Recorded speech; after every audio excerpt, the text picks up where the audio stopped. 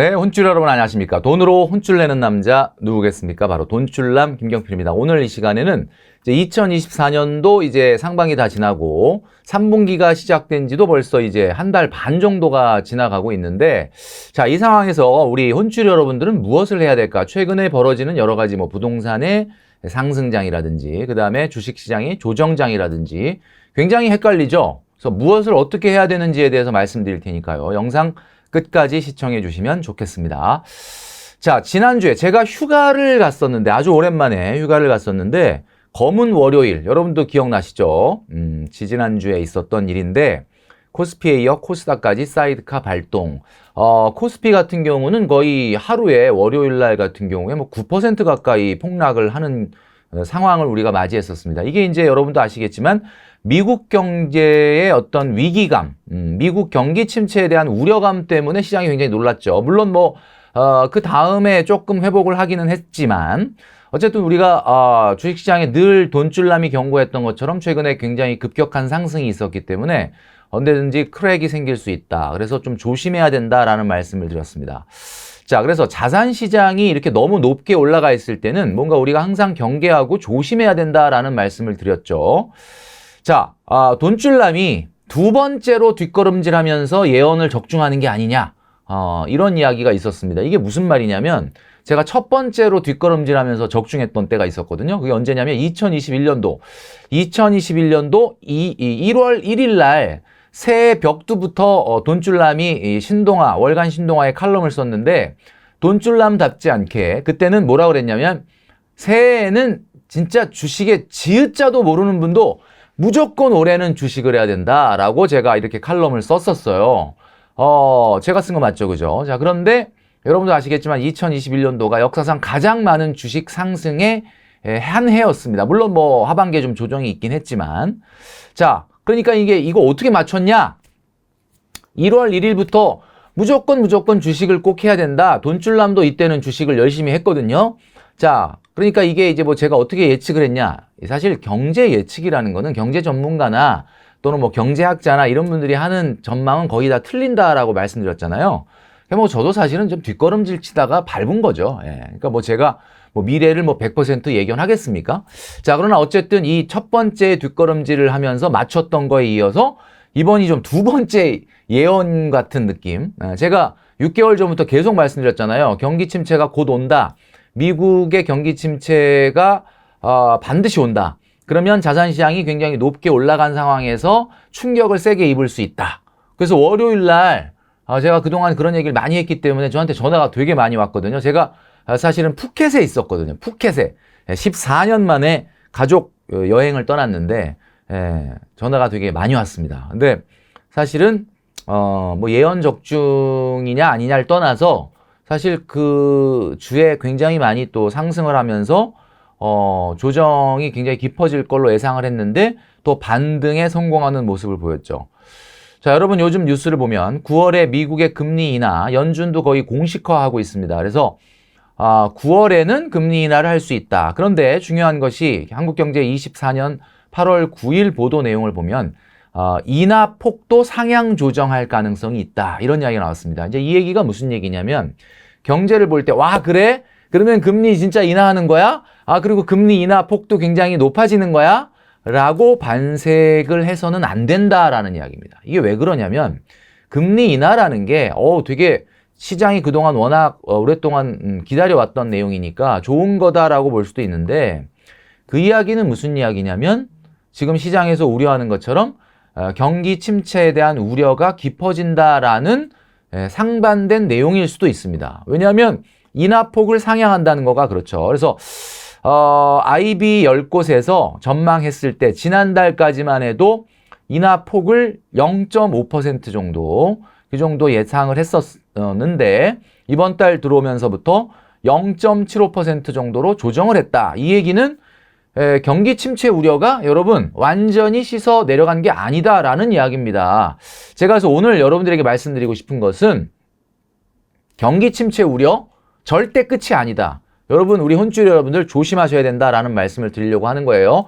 자, 세 가지의 관점에서 말씀드리겠습니다. 지금 제가 보여드리고 있는 거 자주 볼 수 있는 자료는 아닌데요. 이것은 미국의 근원 물가 지수의 하락폭을 보여주고 있는 내용입니다.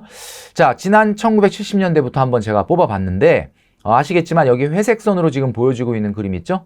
예, 요게 바로 미국의 경기 침체가 나타났던 때를 이야기하는 겁니다. 자, 미국의 경기 침체가 왜 우리한테 중요하냐? 아시겠지만은 이제는 우리나라가 중국보다는 미국에 더 많은 수출을 하고 있습니다. 대외 의존도가 높은 우리 경제, 미국의 경기 침체가 왔다면 우리한테는 뭐가 오겠습니까? 미국이 감기가 걸렸다. 그러면 우리나라는 그냥 바로 응급실 실려가는 상황이 그동안에 계속해서 발생을 했기 때문에 미국의 경기 침체에 우리가 주목할 수밖에 없는 거죠. 자, 그런데 재밌는 거는 미국의 근원 물가 지수의 하락을 우리는 경기 침체의 신호로 보고 있습니다. 자, 여러분, 경기 침체의 신호가 뭐다? 미국의 근원 물가 지수의 하락이라는 거죠. 자, 보시면 자, 70년대 어때요? 경기 침체 이후에 엄청나게 하락하고 있죠. 그 다음에 75년도 마찬가지죠. 그 다음에 80년대 중반, 초반에 일어났던 경기 침체에도 이때는 경기 침체와 근원 물가 지수 하락이 아주 그대로 거울 보는 것처럼 겹쳐 있죠. 그 다음에 90년대 초반에 일어났던 경기 침체, 그 다음에 2000년대 초반에 일어났던 경기 침체, 그리고 여러분도 잘 알고 있는 금융위기 2008년도에 일어났던 경기 침체에도 역시 근원 물가 지수가 급격하게 하락하고 나서 경기 침체가 오든지 아니면 경기 침체와 동반해서 근원 물가 지수 하락이 있었습니다. 자, 그러면 우리가 지금 맞닥뜨려 있는 2024년도를 한번 볼까요? 자, 22년도 이후에 어떻습니까? 지금 굉장히 급격하게 하락하고 있죠. 물론 금리 인상을 통해서 인플레이션을 대응했다라는 측면도 있는데 여러분 보시겠지만 과거 50년, 60년간의 역사를 봤을 때 지금의 근원 물가 지수 하락의 기울기는 경기 침체를 보여주고 있는 거다. 경기 침체를 예고하고 있는 거다라고 저는 봅니다.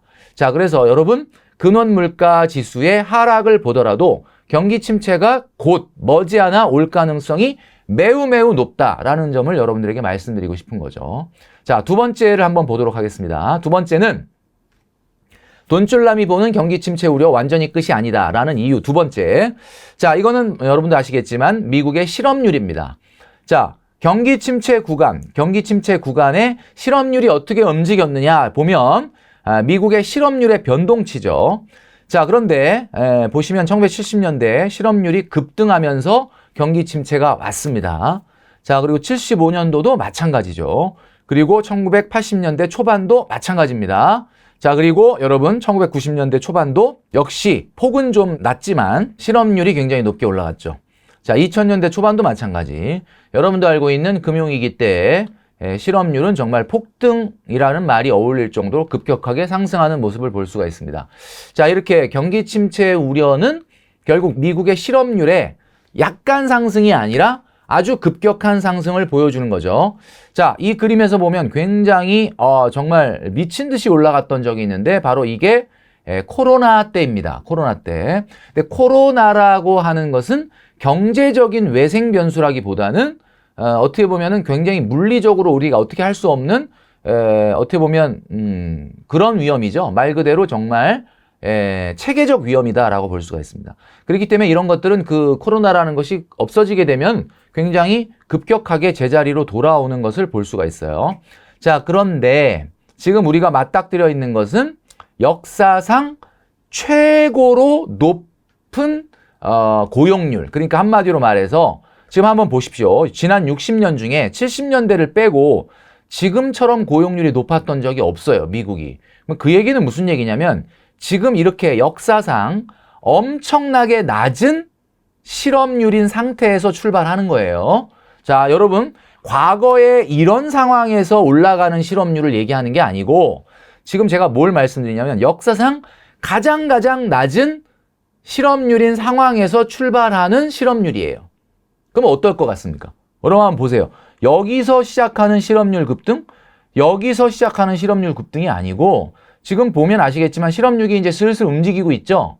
지금 한마디로 말해서 미국의 실업률이 이제 서서히 올라가고 있는데 물론 100% 미래를 예측할 수는 없으니까 뭐 여기다 이러다 마는 거 아니야? 뭐 이럴 수도 있겠죠. 그러나 제가 봤을 땐 여러 가지 경제 지표의 움직임으로 봤을 때 실업률은 상승할 수밖에 없습니다. 그런데 지금 역사상 가장 낮은 수준에서 시작하는 실업률이기 때문에 굉장히 좀 위험할 가능성이 있다라는 이야기를 말씀드리고 싶은 거예요. 자, 세 번째, 돈줄남이 이야기하는 경기 침체 우려 끝이 아니다. 자, 이건 여러분도 아시겠지만 미국의 통화 정책을 나타내는 기준금리입니다. 자, 그런데 미국의 경기 침체 위기를 그동안 미국은 어떻게 이겨왔느냐? 여러분도 아시겠죠? 통화 정책이라는 수단을 통해서 이겨왔습니다. 그러니까 경기가 굉장히 급격히 꺾일 것 같다 그러면 금리를 갑자기 많이 낮춤으로써 경기를 부양해 왔다라는 거죠. 자, 그런데 문제는 미국이 그동안은 굉장히 높은 수준의 금리를 유지했기 때문에 이 카드가 먹혔던 겁니다. 자, 그런데 한번 보시면 아시겠지만 지난 60년간 보세요. 급격하게 이렇게 금리를 올렸다. 그 얘기는 무슨 얘기예요? 그 다음에 급격하게 금리를 내릴 수 있었다는 거예요.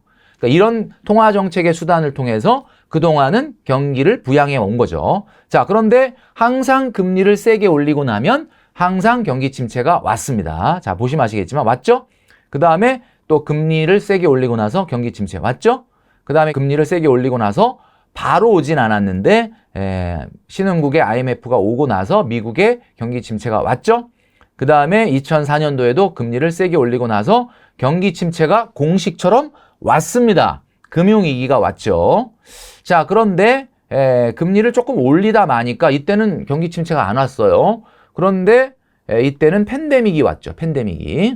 자, 이번에 우리가 금리 올린 게 뭐죠? 여러분 지금 보여드리고 있는 요겁니다. 자, 요거죠, 요거. 자, 요게 이제 올라간 거예요. 그리고 지금 9개월 연속 금리를 동결한 상태로 지금 이렇게 오고 있는 거예요. 자, 뭐가 보이십니까, 여러분? 돈줄남은 경기 침체가 보인다라는 거죠. 공식에 맞춰서 역사상 자연법칙처럼 똑같이 일어나는 것은 아니지만 사회현상이라는 것은 뭐 자연법칙은 아닙니다. 그러나 지난 50년, 60년간의 미국의 통화정책과 경기 침체의 함수의 관계를 보게 되면 미국이 금리를 빨리 올리고 나서 항상 2, 3년 후에 뒤탈이 나왔습니다. 자, 이게 왜 그러느냐? 한마디로 얘기하면 그동안에 여러분들은 증권회사가 이야기해주는 미국 경제 좋다는 얘기에 취해 있는 거예요. 제가 봤을 때는 미국 경제 좋다. 누가 미국 경제가 좋다고 이야기합니까? 지표가 좋다고 해서 미국 경제가 좋다고 말씀드리기는 어렵다. 한마디로 말해서 금리를 세게 올리잖아요. 그러면 달러 가치가 급격하게 올라가니까 당분간은 경제가 좋은 것 같은 약간 착시 현상이 발생을 합니다. 왜냐하면 10달러 주고 물건을 사올 수 있었던 물건을 달러가 강해지면 6달러, 7달러 주고 사올 수 있는 거예요. 그럼 여러분들이 미국 사람이면 좋아요, 나빠요? 좋죠. 똑같은 돈으로 구매력이 증가하는 거예요. 그러니까 순간적으로는 굉장히 달러 가치가 높아지면 미국 사람들이 돈 쓸 맛이 난다.